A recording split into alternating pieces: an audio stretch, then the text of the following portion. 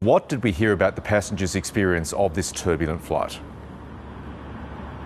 Good morning, Michael. Well, it all started yesterday afternoon when 56 of those Australian passengers on board that turbulent Singapore Airlines flight arrived home here yesterday at Sydney Airport, as well as flying into Melbourne and Brisbane. And as you can imagine, many people were really still in shock and traumatised from what they saw and felt, describing it as sheer terror as they saw people and items being thrown around the aeroplane cabin. We spoke to a few of the passengers that came home yesterday. Let's take a quick listen to what they had to say.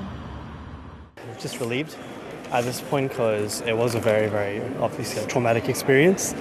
It's hard to really describe in words. No one expects that. Sheer terror and such shock. You know, you think, what's happening? And then it was shuddering, the whole plane was shuddering. And you think it's going to land on land, in the water, is it going to crack up? Because, great pieces were falling off and dropping on the floor, people getting hit in the head.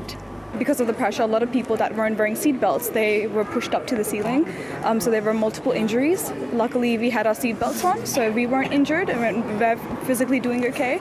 But just really saddened to hear that a lot of people did suffer injuries, and there was one fatality as well.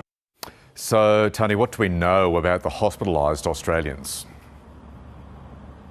Well, Michael, unfortunately, this isn't over for everyone. We understand there are 8 Australians in hospital at a Bangkok. 8 Australians in a Bangkok hospital. 3 of those people are in intensive care.